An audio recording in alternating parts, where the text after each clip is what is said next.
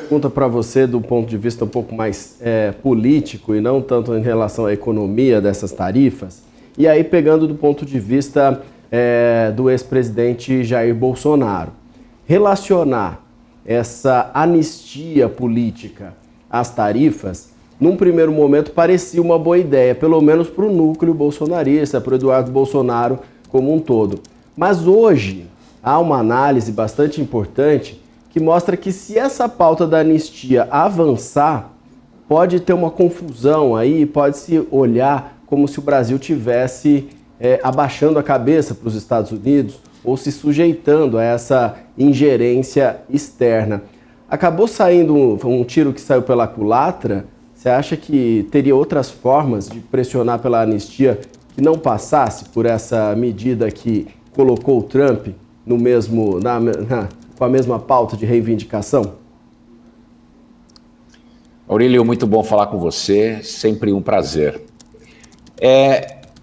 É muito infeliz que o presidente Donald Trump tenha cruzado os fios e criado um curto-circuito.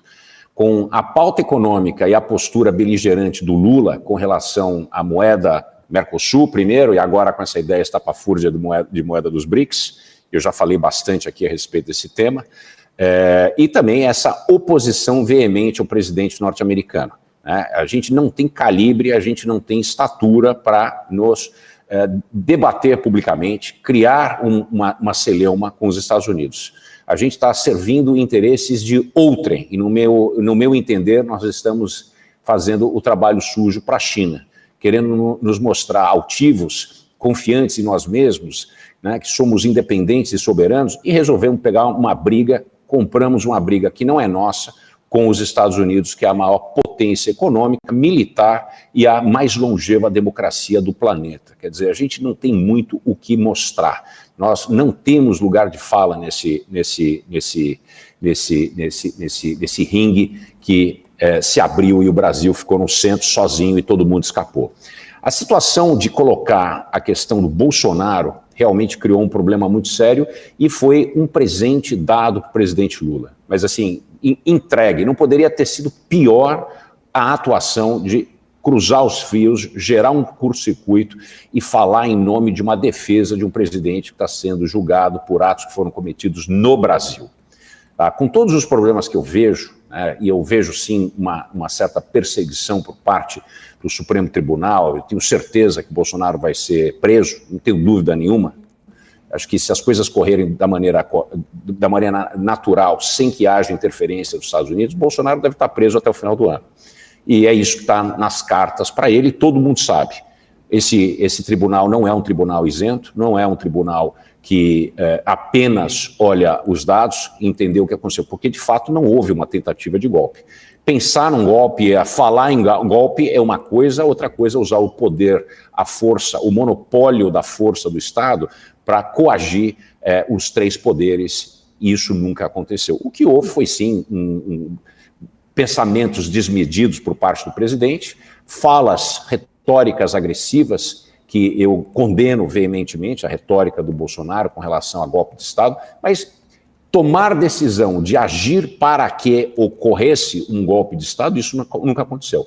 Mesmo porque o que aconteceu durante a invasão dos prédios dos três poderes aconteceu sem armas, famílias presentes, houve um quebra-quebra, houve vandalismo e as pessoas deveriam ser processadas e presas ou não por crime de vandalismo, mas não jamais por um crime de tentativa de disrupção da ordem democrática. Isso nunca aconteceu porque não houve uma arma presente no evento, as Forças Armadas não interviram, houve até uma ameaça por parte de um general, um brigadeiro, de prender o Bolsonaro quando foi mencionado qualquer tipo de ação de lei e ordem que foi pensada pelo presidente na época. Quer dizer, esse tipo de atitude apenas cria mais problema para as pautas comerciais. Misturar a economia com política, ainda mais em defesa de uma pessoa que está sendo julgada dentro da lei e ordem de um país, por mais que ela não seja a lei e ordem que a gente gostaria de ter, por mais que esse tribunal não seja um tribunal isento, a gente não poderia fazer esse tipo de cruzar dos fios. E é isso que está acontecendo. Isso pode ter dado um poder que o Lula não tinha e não teria se não fosse a carta do Donald Trump na defesa de Bolsonaro. Se fosse uma carta somente falando e colocando o Lula no seu devido lugar, devido às falas irresponsáveis, etc., eu estaria 100% de acordo com a carta, uma vez que o Lula deveria permanecer quieto com relação ao comércio internacional. Como se diz aqui na Espanha, em barco de capitão não manda marinheiro. E é o que acontece com o Lula. Agora, trazer essa pauta do julgamento do Bolsonaro, isso realmente cria um problema e pode ter dado um espaço importante de revigorar a aprovação do presidente sob a tutela de manter ou promover a soberania nacional.